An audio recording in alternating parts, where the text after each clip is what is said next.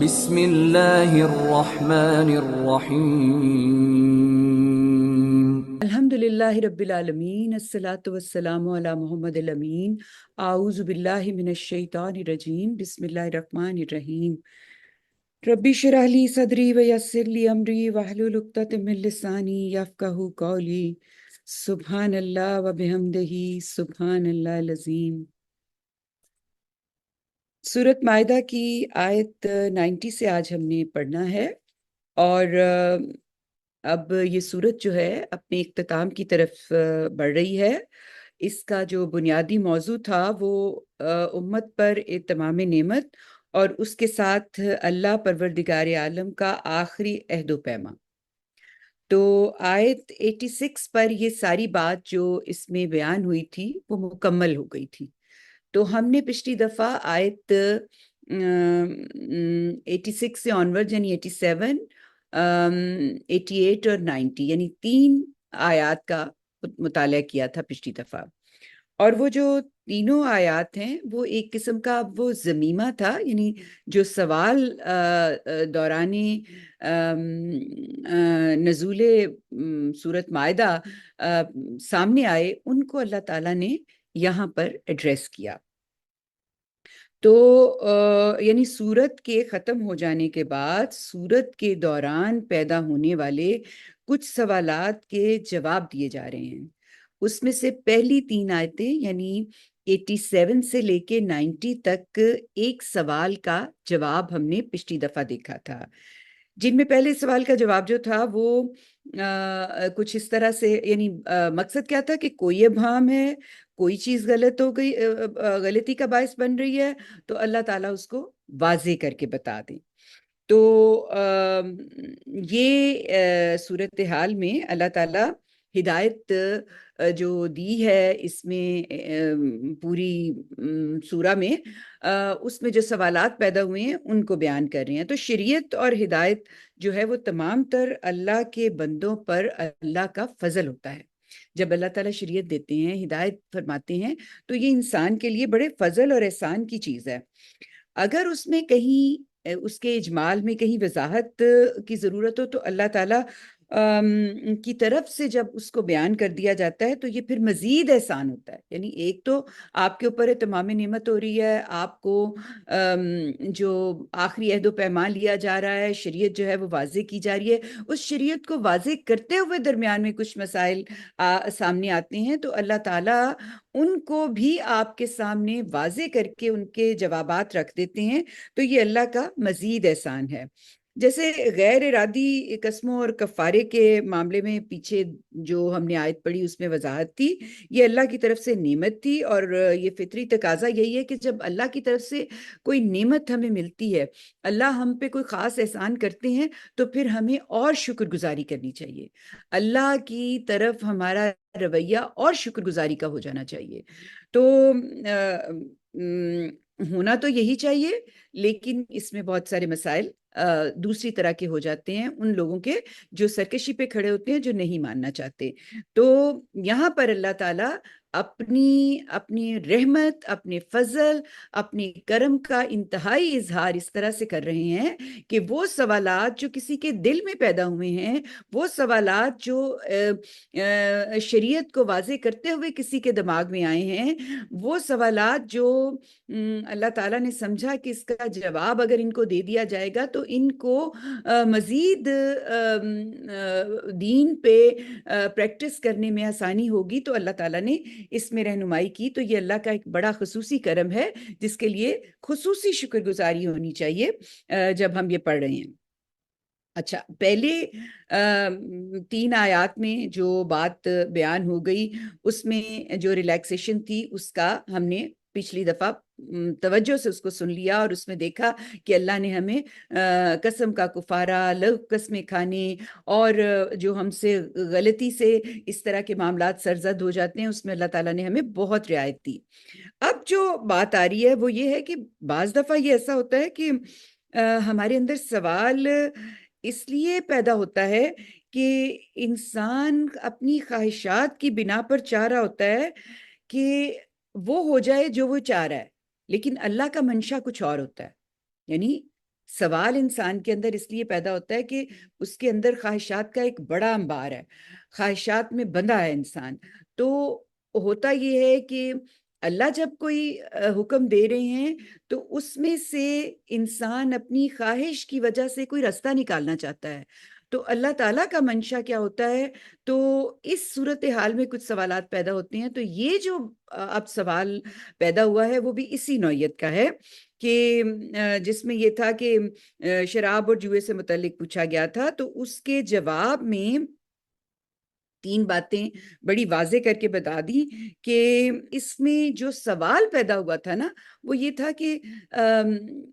شراب، جوئے، تھان اور قسمت کے تیر، ان کے حوالے سے کیا احکامات ہیں، کیونکہ اس کے بارے میں کوئی بات نہیں کی گئی تھی۔ تو ہم دیکھتے ہیں، پہلے پڑھیں گے تو پھر ہم اس کی تفصیل آگے دیکھتے ہیں کہ کیا بیان ہوئی ہے۔ اچھا، میں نے آپ کو بتایا تھا کہ اس میں جو سوالات ہیں وہ ساروں کو اللہ تعالیٰ نے ایڈریس کرنے کے لیے جب ابتدا کی ہے، 5 سوالات ہیں نا اس میں بنیادی طور پر، جو ہم نے پہلے زمینی کو جب ہم نے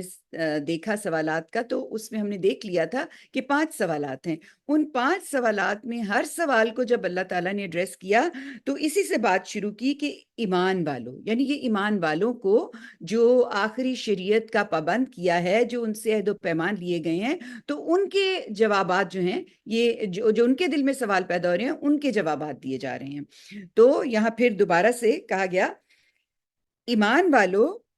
یہ شراب اور جوا اور تھان اور قسمت کے تیر سب گندے شیطانی کام ہیں۔ اب یہ بات کہاں سے پیدا ہوئی؟ عام طور پر آپ نے زندگی میں یہ تجربہ بھی کیا ہوگا کہ اکثر لوگ کہتے ہیں کہ قرآن مجید میں تو شراب کے لیے حرام کا لفظ ہی نہیں استعمال ہوا، تو یہ تو حرام ہی نہیں ہے۔ تو یہ جان لیں کہ حرام عربی زبان کے الفاظ میں ایک لفظ ہے۔ اگر کسی چیز سے روکنا ہے، کسی چیز کی ممانعت کرنی ہے، تو اس کے لیے کئی طریقے ہیں، جیسے کہ اس میں اس کو روکنے کے لیے اس کی نجاست کو ظاہر کیا ہے۔ اس کے لیے کئی تعبیریں استعمال ہو سکتی ہیں، جیسے کہ یہاں پر اس کو گندے شیطانی کام کہا ہے۔ تو یہ یہ جو کہا ہے کہ ایمان والو، یہ شراب، اصل میں یہ بھی یاد رکھیں، نیچے جاوید صاحب نے فٹ نوٹ میں اس کے بارے میں لکھا ہے کہ سورت نساء کی 43 آیت سے واضح ہے، اور عقل عام بھی یہی کہتی ہے کہ شراب کی حرمت میں اصل علت اس کے اندر نشے کا پایا جانا ہے۔ اس وجہ سے ہر نشہ آور چیز کا حکم یہی ہوگا، یعنی یہ کیا ہے؟ یہ عقل کو معطل کر دیتی ہے، عقل کو ختم کر دیتی ہے۔ تو اللہ تعالیٰ نے اس کے حوالے سے یہ بتا دیا، واضح کر دیا کہ یہ ایک حرام چیز ہے۔ حرام کے لیے حرام کا لفظ یہاں استعمال کرنے کی بجائے اس کے لیے جو الفاظ استعمال کیے گئے وہ انتہائی مناسب ہے اس کے لیے کہ یہ سب گندے شیطان کے کام ہیں، یعنی یہ ایسے کام ہیں جو شیطان انتہائی رغبت سے لوگوں کو بہکانے کے لیے استعمال کرتا ہے، اور یہ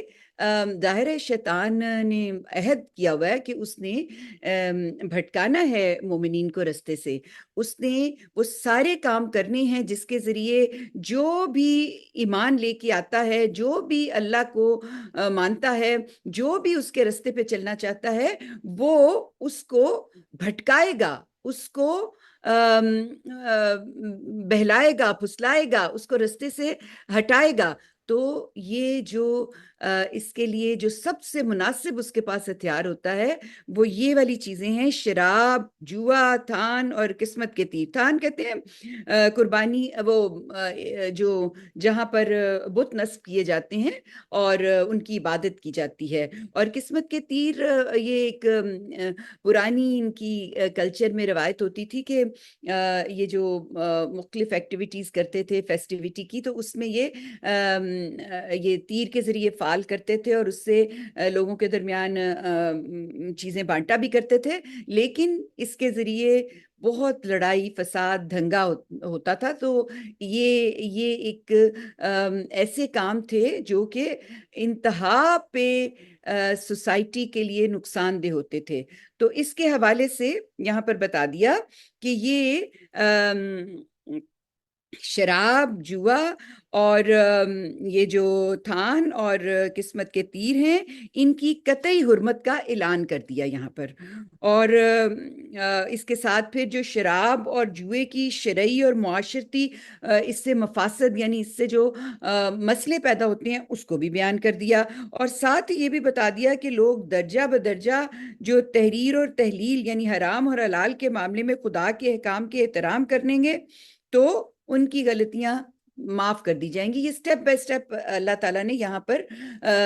اس بات کا جواب دیتے ہوئے کہ شراب اور جوے اور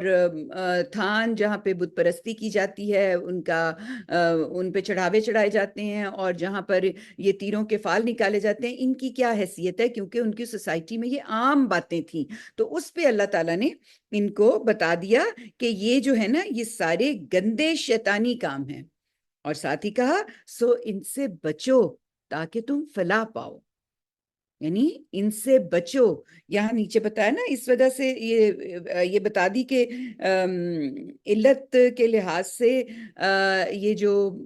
شراب ہے، یہ چونکہ نشہ پیدا کرتی ہے، اور وجہ اس کے حرام ہونے کی یا گندے شیطانی کام کہلانے کی یہی ہے کہ اس سے عقل ماری جاتی ہے، اس سے دماغ بند ہو جاتا ہے، اس سے آپ صحیح طریقے سے کام نہیں کر پاتے۔ تو اسی علت کی لحاظ سے تمام نشاور اشیاء جو ہیں وہ ان پہ اس کا اطلاق ہم کریں گے۔ اور کہا کہ اور سد ذریعے کے اصول پر اس کی مقدار قلیل بھی اسی طرح حرام ہوگی جس طرح مقدار کثیر۔ یہ جاوید صاحب نے فٹ نوٹ میں بتایا نا، سد ذریعہ، سد ذریعہ کا مطلب ہوتا ہے اس رستے کی طرف بڑھنے کا راستہ، یعنی کسی غلط کام کی طرف چلنے کا جو راستہ ہوتا ہے، اس کو اگر روک دیا جائے تو ہم کہتے ہیں یہ سد ذریعہ ہے۔ یعنی آپ کو یہ نہیں کہا جا رہا کہ زنا نہیں کرنا، بلکہ یہ کہا جا رہا ہے کہ زنا کی طرف جانا بھی نہیں، یعنی زنا کی طرف بڑھنا بھی نہیں۔ تو اس کو ابتدا سے ہی روک دیا، کیونکہ جو اخلاقی معاملات ہوتے ہیں نا، اس میں اللہ تعالیٰ یہ انتظار نہیں کرتے کہ یہ کوئی معاملہ ہو تو اس پہ روکا جائے، بلکہ اس کی قربت سے، اس کے قریب جانے سے بھی روک دیتے ہیں۔ جیسے کہتے ہیں نا، یتیم کے مال کے قریب بھی نہ جاؤ، یعنی اچھے طریقے کے علاوہ اس کے قریب، یعنی اس طرح نہ جاؤ کہ اس کو تم کسی بھی طریقے سے مس یوز کر کے استعمال کر سکو۔ تو مطلب یہ ہے کہ جس میں اخلاقی قباحتیں پیدا ہوتی ہیں، اس کے لیے اللہ تعالیٰ سد ذریعہ کے تحت، یعنی قرآن پاک میں کچھ آیات میں اس طریقے سے بیان ہوتا ہے کہ اس کے قریب بھی جانے سے روک دیا جاتا ہے۔ تو یہاں پر بھی یہ جو کہا ہے نا، سو ان سے بچو، یعنی اس کے قریب بھی نہ جاؤ تاکہ تم فلاح پاؤ، تاکہ تم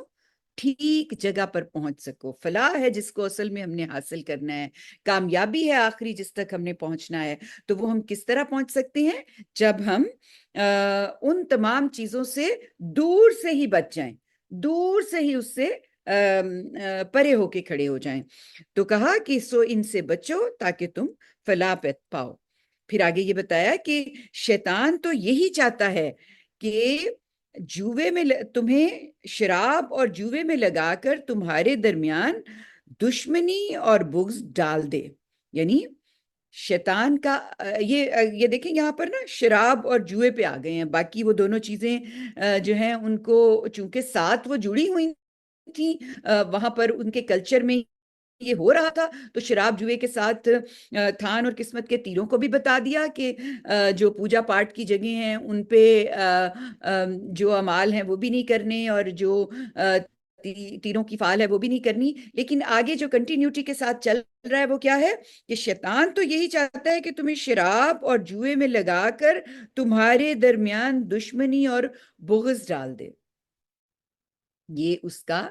پورا پلان ہے۔ اس پلان کو ہم نے پڑھا تھا پہلے کہ شیطان نے چیلنج کیا ہوا ہے نا جب اللہ تعالیٰ کی طرف سے ورانہ درگاہ ہوا، دھتکار دیا گیا، تو پھر اس نے چیلنج کیا تھا کہ مجھے موقع دو، میں ان لوگوں کو جو تم پہ ایمان لے کے آئیں گے، جو تیرے رستے پہ چلیں گے، میں ان کو بھٹکاؤں گا۔ تو وہ کس طرح بھٹکاتا ہے؟ اس کے پاس جو بڑا شیطان کا جو ہے نا ہتھیار، وہ یہ دو چیزیں ہیں، شراب اور جوا۔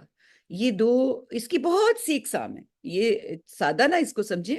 شراب اور جوا جو ہے اس کی بہت سی اقسام ہیں۔ تو یہاں کہا کہ شیطان تو اصلاً یہی چاہ رہا ہے نا کہ تمہیں شراب اور جوئے میں لگا کر تمہارے درمیان دشمنی اور بغض ڈال دے، اور تمہیں خدا کی یاد اور نماز سے روک دے۔ یعنی دشمنی اور بغض تو ان کے اندر ڈالی جاتی تھی۔ کیسے ڈالی جاتی تھی؟ نیچے فٹ نوٹ میں ہم دیکھتے ہیں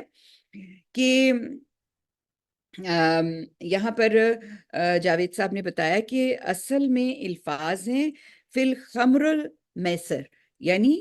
ان میں فی انہماک و اشتغال کے مفہوم پر دلالت کرتا ہے۔ ہم نے اس ترجمہ اسی کے لحاظ سے کیا ہے، جوئے اور شراب سے لوگوں کے درمیان دشمنی اور انتقام کی آگ کس طرح بھڑک اٹھتی ہے۔ وہاں پر یہ سارے کام ہوتے تھے نا، تو جب یہ ہو رہے ہوتے تھے تو ان میں ایکٹیویٹیز کے ساتھ ساتھ جب شرابیں پی کے اور جوا کھیلا جاتا تھا، اور اس کے ساتھ تیروں پہ فال نکالے جاتے تھے، اور اس کے ساتھ چڑھاوے چڑھائے جاتے تھے، تو اس کے نتیجے میں وہاں جو ایکٹیویٹی ہوتی تھی ان میں بہت سارے مسائل پیدا ہو جاتے تھے، جنگیں شروع ہو جاتی تھی، لڑائیاں شروع ہو جاتی تھی، جس کی حقیقت کے بارے میں استاد امام امین احسن اصلاحی صاحب نے کچھ یوں وضاحت کی ہے اپنے تدبر کے اقتصاب میں۔ وہ لکھتے ہیں کہ یہ حقیقت ہے کہ جس طرح معاشرے میں یہ وبا پھیل جائے، اس میں یا تو عفت، عزت، ناموس اور وفا اور حیا کا احساس مٹ جائے گا، جیسا کہ مغرب زدہ سوسائٹی میں آج مشاہدہ ہو رہا ہے،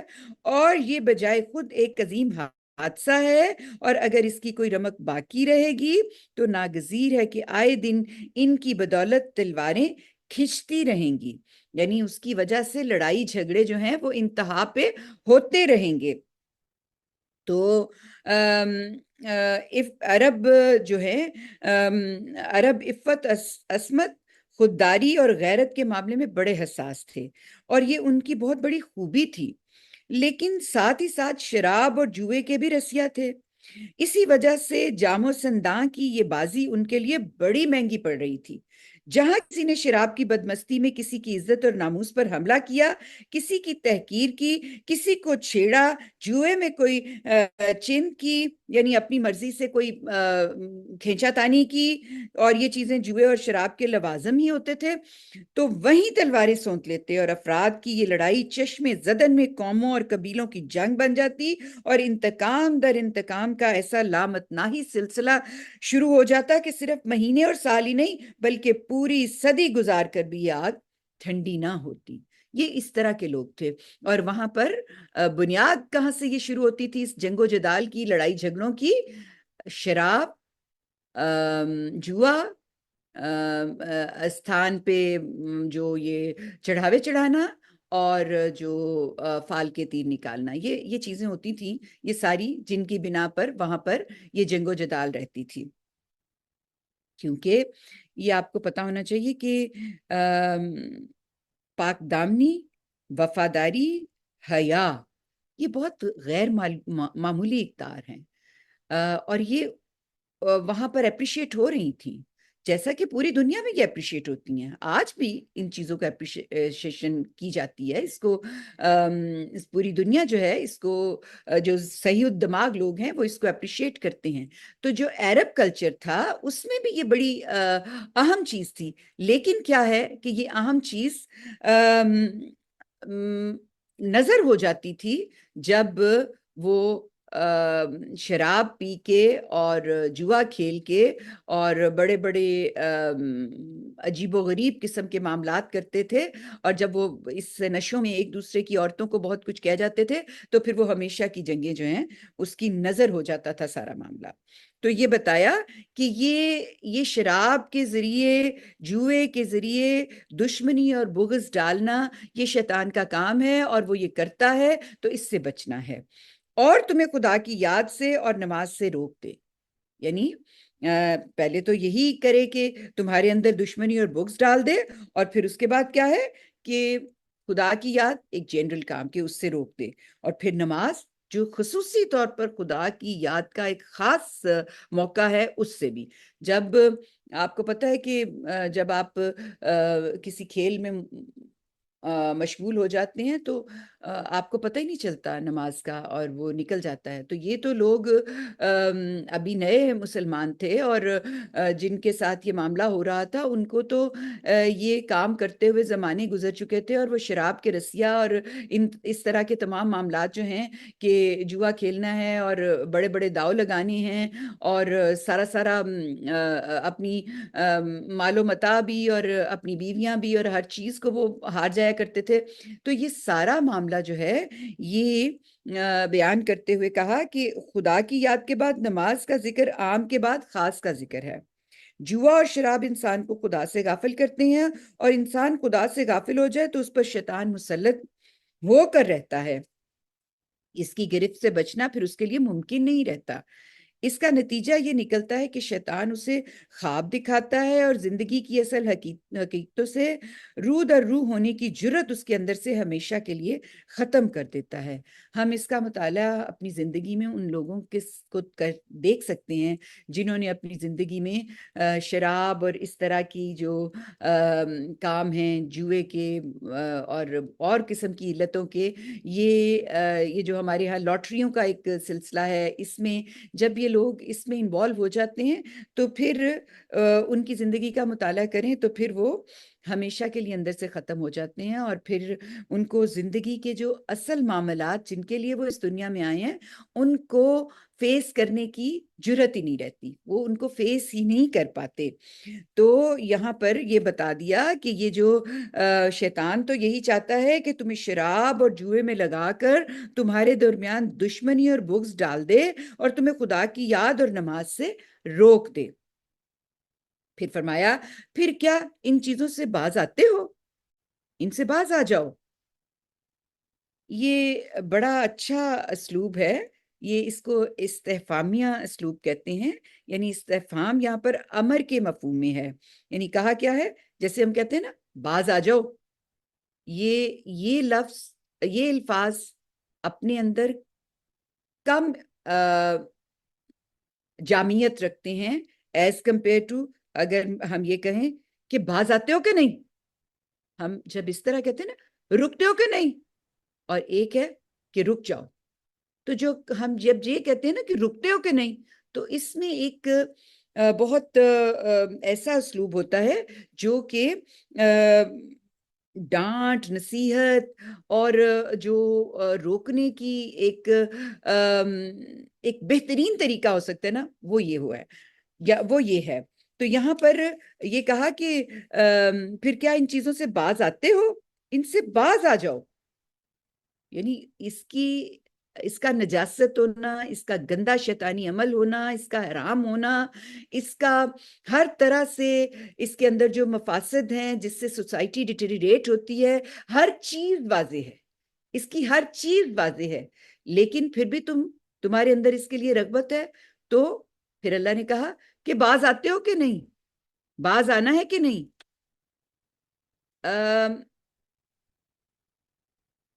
کیسے کہا؟ پھر اس کو پڑھ لیتے ہیں کہ پھر کیا ان چیزوں سے باز آتے ہو۔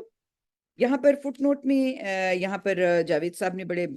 اچھے طریقے سے اس کو بتا بھی دیا ہے کہ اس اسلوب میں امر کے ساتھ زجر یعنی ڈانٹ،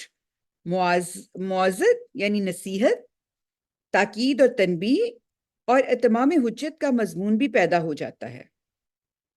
یعنی اس اسلوب میں امر کے ساتھ ڈانٹ، نصیحت، تاکید، تنبیہ، اتمام حجت، یہ ساری باتیں آ جاتی ہیں۔ یہاں غور کیجئے تو اسلوب کلام اس حقیقت کو ظاہر کر رہا ہے کہ شراب اور جوئے کے مفاسد کی تفصیل اتنے مختلف مواقع پر اور اتنی مختلف پہلوؤں سے تمہارے سامنے آ چکی ہے کہ اب اس معاملے میں کسی کے لیے بھی کسی اشتباہ کی گنجائش باقی نہیں رہی۔ تو اب بتاؤ، اب بھی اس سے باز آتے ہو یا نہیں؟ ظاہر ہے کہ امر کے سادہ اسلوب میں یہ سارا مضمون سما نہیں سکتا، تو یہاں پر اس کو اس طرح سے بیان کیا ہے۔ تو یہ ایسا ہے کہ پیچھے وہ بات ہم نے پڑھی تھی کہ اللہ تعالیٰ نے 5 چیزیں حرام کی ہیں۔ وہ 5 چیزیں تھی جس میں کچھ مشتبہ ہو سکتا تھا، کوئی ایسے معاملے ہو سکتے تھے جس میں کہ ابہام ہو، تو اللہ تعالیٰ نے اس کو واضح کر دیا کہ یہ 5 چیزیں بالکل حرام ہیں۔ تو اس میں شراب اور جوئے کے بارے میں نہیں تھا، تو یہاں پر یہ بات بیان کی جا رہی ہے۔ اس کی وجہ کیا ہے کہ یہ وہاں نہیں بیان کیا گیا؟ اس لیے کہ شراب اور جوئے کا خبیث ہونا، اس کا خبائث میں شامل ہونا، اس کے بارے میں ہماری فطرت میں کوئی بھی سوال نہیں ہے۔ ہمیں اچھی طرح پتہ ہے کہ یہ جو ہے یہ ایسی چیز ہے جو کہ خبیث ہے، جو صاف نہیں ہے، جو حرام ہے، جس کا حلال ہونا ہو ہی نہیں سکتا۔ یہ ہماری فطرت اس کی گواہی دیتی ہے۔ تو انسان پر شراب اور جوئے کا خبیث ہونا واضح ہے، یہ اس کی فطرت میں ہے۔ لیکن انسان کیا ہے؟ انسان کے اندر راستہ کاٹنے کی، راہ سے ہٹنے کی اور غلط کاموں کو کرنے کے لیے بھی کچھ رغبتیں موجود ہوتی ہیں۔ تو شراب کے لیے بھی کچھ رغبت انسان کے اندر ڈیولپ ہوئی ہے، تو یہ آزمائش کی ایک چیز بنی ہوئی ہے۔ تو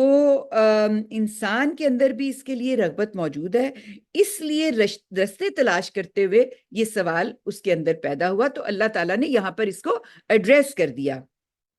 جیسے میں آپ کو مثال دیتی ہوں کہ سگریٹ پینے والے کا معاملہ ہوتا ہے نا، کبھی آپ سگریٹ پینے والے سے پوچھیں تو وہ اس سے پوچھیں تو اس کو پتہ ہے کہ یہ پھیپھڑوں کے لیے بہت ڈینجرس ہے، اس سے صحت کے بہت سارے مسائل پیدا ہو جائیں گے، اس سے بہت ساری تکلیفیں جو ہیں وہ باڈی کے اندر جنم لے لیتی ہیں، جس سے چھٹکارا پانا مشکل ہو جاتا ہے۔ یہ ساری باتیں ان پہ واضح ہوتی ہیں، لیکن اس کے باوجود لاپرواہی کا رویہ ہوتا ہے نا، تو وہ پھر اس کے اوپر ٹکے رہتے ہیں، وہ چلتے رہتے ہیں اس کے ساتھ۔ یہ لاپرواہی کا رویہ ہے جو آپ کو رغبت دلاتا ہے ان چیزوں کی جس کے لیے آپ کے اندر واضح طور پہ گائیڈ لائن موجود ہے کہ یہ میری عقل کو مار دیتی ہے، میں اگر اس کو استعمال کروں گا تو میں اپنا جو نارمل طریقے سے زندگی چلانا ہے وہ ٹھیک نہیں رہے گی۔ اچھا، اس میں بھی کچھ لوگ یہ کہتے ہیں نا کہ ہم تو تھوڑی سی پی لیتے ہیں، ہمیں نشہ نہیں ہوتا، ہم تھوڑی تھوڑی کر کے استعمال کر لیتے ہیں۔ اس کو پہلے ہی اللہ نے ایڈریس کر دیا سد ذریعہ پہ کہ اس کے قریب بھی نہ جاؤ، یعنی یہ تمہاری، اگر تم فلاح پانا چاہتے ہو نا تو تم اس سے بچ جاؤ، فلاح کے رستے میں یہ رکاوٹ ہے۔ تو سد ذریعہ کے اصول پہ کہ اس کے قریب نہیں جانا، دیٹ مینس کہ اس کی چھوٹی مقدار بھی نہ لو، تاکہ ایسا نہ ہو کہ کسی وقت تم پھسلو اور بڑی مقدار پہ آ جاؤ۔ تو یہ ایک لاپرواہی کا رویہ جو ہے اس سے بچتے ہوئے آپ نے چلنا ہے کس طرف؟ شراب، جوئے اور اس نوعیت کی تمام چیزوں سے ہٹنا ہے۔ اپنے اندر جو اس کے لیے رغبت ہے اس کو دیکھتے رہنا ہے، اس کو جاننا ہے، سمجھنا ہے، اور اس کے اوپر قدغن لگانی ہے کہ یہ اللہ تعالیٰ نے اس کو خبائث میں شامل کرتے ہوئے شیطانی عمل قرار دیا ہے، ایک گندا نجس شیطانی عمل قرار دیا ہے، تو اس سے رکنا ہے۔ تو کہا کہ پھر کیا ان چیزوں سے باز آتے ہو؟ یعنی تمہیں پتہ ہے کہ یہ خبائث ہیں، تو پھر اب تم ان سے باز آتے ہو؟ ان سے باز آ جاؤ اور اللہ اور اس کے رسول کی اطاعت کرو اور نافرمانی سے بچتے رہو۔ یعنی بالکل واضح کر دیا کہ یہ خبائث ہیں، یہ تمہاری عقل کو مارنے والی چیز ہے، یہ تمہیں بے راہ روی کا شکار کرے گی، یہ تمہارا رستہ کھوٹا کر دے گی۔ تو تم اللہ کے واضح کر دینے کے باوجود اگر تم اس پہ کھڑے ہو تو پھر تم کیا کر رہے ہو کہ اللہ اور اس کے رسول کی نافرمانی کر رہے ہو، تو اس سے تو تم نے بچنا ہے، یہی تو عہد و پیمان تم سے لیا جا رہا ہے۔ تو کہا اللہ اور اس کے رسول کی اطاعت کرو اور نافرمانی سے بچتے رہو، لیکن ہماری اس ہدایت سے منہ موڑو گے تو جان لو کہ ہمارے پیغمبر تک تو اس کے سوا کوئی ذمہ داری نہیں ہے کہ وضاحت کے ساتھ پہنچا دے، یعنی پیغمبر کا فرض پورا، اس کے بعد تمہاری ذمہ داری ہے، نہیں سمجھتے تو اس کے نتائج بھگتنے کے لیے تیار ہو جاؤ۔ انبیاء جو ہوتے ہیں وہ دروغہ بن کے نہیں آتے، یعنی وہ آپ کو سزائیں جزائیں نہیں دینے شروع کرتے، وہ تو آپ کے سامنے حق رکھ دیتے ہیں، صاف واضح اللہ کے احکامات بے کم و کاست آپ کے سامنے رکھ دیتے ہیں کہ یہ ہے اصل دین، تم نے اس دین کے مطابق اپنی زندگی گزار کے خدا کے سامنے حاضر ہونا ہے، اس دنیا میں تم نے جس طریقے جس رستے پہ چلنا ہے، دین کا مطلب رستہ ہوتا ہے نا، اس دنیا میں جس رستے پہ تم نے چلنا ہے وہ رستہ دکھا دیتے ہیں کہ یہ رستہ ہے، اس پہ چلتے ہوئے تم نے خدا کے حضور حاضر ہونا ہے، تو ان کے ذمہ سزائیں جزائیں نہیں ہوتی۔ تو جان لو کہ ہمارے پیغمبر پر تو اس کے سوا کوئی ذمہ داری نہیں کہ وضاحت کے ساتھ پہنچا دے۔ تم میں سے جو لوگ ایمان لے آئے ہیں اور اچھے عمل کرنے لگے ہیں، انہوں نے پہلے جو کچھ کھایا پیا تھا اس پر کوئی گناہ نہیں۔ پھر اللہ تعالیٰ اپنی شفقت، اپنی رحمت، اپنی جو کرم ہے اس سے نوازتے ہوئے بتا رہے ہیں کہ اب تمہارے پاس خدا کی آخری شریعت پہنچ گئی، تم پہ تمام حجت ہو گیا، تمہیں حق پوری طرح سے واضح کر دیا، تمہارے سے عہد و پیمان ہو گئے، تو پھر اب جو ایمان لے آئے ہو نا، اچھے عمل کرنے لگے ہو نا، تو اس سے پہلے جو بھی تم نے کیا وہ سب ختم، اس پہ تمہارا کوئی گناہ نہیں۔ یہ ایک بہت غیر معمولی اصول ہے جو بیان ہوا ہے، یعنی کہ جو بھی غلطیاں چھوٹی بڑی جو بھی ہوئیں اس وقت واضح اگر نہیں ہے، واضح نہیں تھا ان پہ، تو اللہ کی طرف سے صراحت کے ساتھ اپنا حکم بھی نہیں آیا تھا نا، تو اس وجہ سے اگر ان سے غلطیاں ہوئیں تو اللہ نے کہا کہ ان کو معاف کر دیا جائے گا، لیکن کیا ہے اس معاف کرنے میں دیکھیں گے کیا؟ ہر ایک کو ہی نہیں معاف کر دیا جائے گا، اس میں دیکھنا کیا ہے کہ ان کا مجموعی رویہ کیا تھا، یعنی وہ کیا بنے ہوئے تھے، ان کا رویہ کیا تھا، کیونکہ آپ کو پتہ نا کہ بنیادی دین تو ہمارے اندر ڈال کے اللہ نے بھیجا ہے نا، کہ اللہ کا تصور ہمارے اندر ہے، جو خیر اور شر ہے اس کا تصور ہمارے اندر ہے، تو وہ بنیادی طور پر کیا وہ تقوی اختیار کیے ہوئے تھے؟ ایمان لائے تو اچھا عمل کر رہے تھے، جب کبھی موقع آیا تو تقوی کی راہ اختیار کر رہے تھے،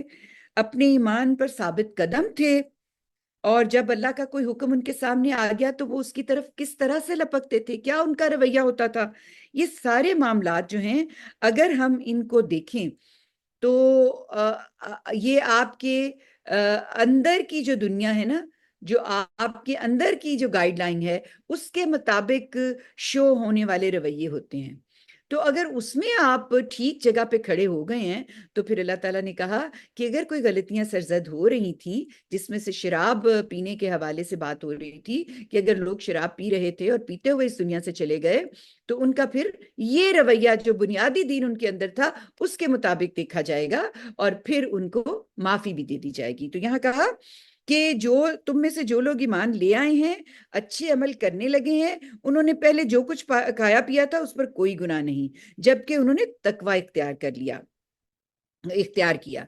ایمان لائے اور اچھا عمل کرتے رہے، پھر مزید کے تقوی اختیار کیا اور اپنے ایمان پر ثابت قدم رہے۔ اچھا، یہ بھی ایک بہت بڑی بات ہے کہ آپ نے تقوی، خدا کا ڈر آپ کے اندر تھا، ایمان لائے، آپ کے اندر تقوی، آپ نے ساتھ نیک عمل کرنا شروع کیے، یعنی پہلا سٹیپ آپ کا ایمان کا ظہور آپ کے نیک اعمال نے آپ کو تقوی متقی کر دیا، اور متقی کرنے کے بعد کیا ہوا کہ آپ پھر اس پہ ثابت قدم رہے۔ ثابت قدم کیا ہوتا ہے؟ کنسسٹنسی، کوئی بھی عمل، نبی پاک صلی اللہ علیہ وسلم کی حدیث کا مفہوم ہے کہ کوئی بھی عمل جو بہترین ہوتا ہے وہ ہوتا ہے جس میں کنسسٹنسی ہوتی ہے، پوری ثابت قدمی ہوتی ہے، جس کو آپ بہترین طریقے سے سر انجام دیے چلے جاتے ہو۔ تو کہا کہ ایمان لائے اور اچھا عمل کرتے رہے، پھر مزید یہ کہ تقوی اختیار کیا اور اپنے ایمان پر ثابت قدم رہے۔ پھر یہی نہیں، تقوی اختیار کیا اور خدا کے ہر حکم پر خوبی کے ساتھ عمل پیرا ہوئے۔ یعنی پھر تقوی کے ساتھ، پہلے ایمان کے بعد اچھے اعمال اور تقوی، پھر تقوی کے ساتھ کہا کہ ثابت قدمی، اور پھر ثابت قدمی کے ساتھ کہا کہ اس کو بہترین طریقے سے، یعنی کنسسٹنسی سے بھی کرو اور پھر اس کو بہترین طریقے سے کرو۔ یعنی یہ ایک فیض صاحب کا شعر ہے، یہ شہادت گہے الفت میں قدم رکھنا ہے، لوگ آسان سمجھتے ہیں مسلمان ہونا۔ آپ نے آپ ایمان پہ آ گئے تو پھر آپ کا کیا ہوا؟ آپ کا عمل فرق ہو جائے گا، آپ نے اپنا عمل کر کے دکھانا ہے۔ عمل آپ کا ایمان کے مطابق ہونا شروع ہوا تو آپ کے اندر تقوی پیدا ہو گیا۔ اب اس تقوی کی کنسسٹنسی دیکھی جائے گی کہ اس کے اندر کتنا کنٹینیوٹی ہے، پھر اس کنٹینیوٹی کے بعد پھر دیکھا جائے گا کہ اس کنٹینیوٹی میں احسن طریقہ اپنائی کیا گیا ہے، اس کو بہترین طریقے سے کیا جا رہا ہے، یا اس کو اپنے سر سے اتارا جا رہا ہے۔ یہ ایک پورا پیکج ہے جس کو لے کے آپ نے چلنا ہے ایمان کے بعد۔ تو کہا کہ تم میں سے جو لوگ ایمان لے آئے ہیں اور اچھے عمل کرنے لگے ہیں، انہوں نے پہلے جو کچھ کھایا پیا تھا اس پر کوئی گناہ نہیں، جب انہوں نے تقوی اختیار کیا، ایمان لائے اور اچھا عمل کرتے رہے۔ پھر مزید یہ کہ تقوی اختیار کیا اور اپنے ایمان پر ثابت قدم رہے۔ پھر یہی نہیں، تقوی اختیار کیا اور خدا کے ہر حکم پر خوبی کے ساتھ عمل پیرا رہے۔ اور حقیقت یہ ہے کہ اللہ خوبی کا رویہ اختیار کرنے والوں کو پسند کرتا ہے، اور اللہ جس کو پسند کرتا ہے ظاہر ہے کہ وہی فلاح پانے والے لوگ ہیں۔ اللہ انہی لوگوں کو پسند کرتا ہے جو ایمان،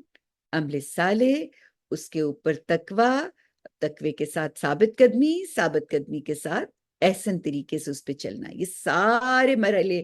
ون بائی ون انسان جو یہ کرتا چلا جاتا ہے تو پھر وہ بندہ بنتا ہے جس سے اللہ راضی ہو جاتا ہے، جس کو اللہ پسند فرماتا ہے۔ وآخر دعوانا ان الحمد للہ رب العالمین۔